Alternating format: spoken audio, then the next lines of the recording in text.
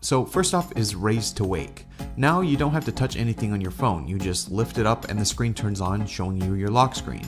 Once there, you can see everything that's there, including redesigned notifications. Now they don't dim the wallpaper and there's a much more rich experience that you can interact with. 3D touch improvements are everywhere in iOS 10, and on the lock screen you can push on a notification to get much more information and interact with them. So for instance, in a message notification you can reply and continue the conversation right from a notification. Now, aside from notifications, there's a few new ways to navigate. Now, if you swipe in from the right, you get to the camera, and if you swipe in from the left, you get to the section that holds your widgets. These are the same widgets that were in the Today view before, but now they have their own dedicated space.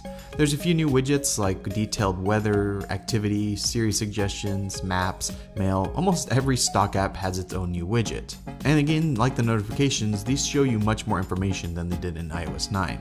If you swipe up from the bottom of the screen, you get a redesigned control center. Now, instead of cramming everything into one space, you get multiple panes that you can swipe through. So on the first one, you get settings control, and on the second, you get your dedicated music controls. Also, when you set up the home app, you will get quick controls on a third pane. The control center functions has also been updated a bit, so the quick actions at the bottom have 3D touch, so you can activate different areas of those particular actions. The notification center is still at the top, and it's been tweaked a bit as well. The biggest feature here is that you can 3D touch to clear everything. Now, the last thing with the lock screen is slide to unlock. It's gone. Now, to unlock your phone, you need Touch ID, or if it doesn't recognize a fingerprint, you just enter in the code, but there's no more sliding.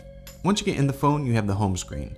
For the most part, it looks the same, but it does have some new animations, but the bigger change is with 3D touch. Now when you touch an icon, you get a widget along with the other options that we had before, so you can interact even more with the icon without ever going into the app. Also, when you swipe from the left on the home screen, what used to be the proactive section now holds all those widgets, and they work the same way as they do on the lock screen. So those are the changes coming to the lock screen and home screen in iOS 10. This is a beta, so changes and improvements are likely to come, but this gives a solid look at what to expect when it's released in the fall. I hope you enjoyed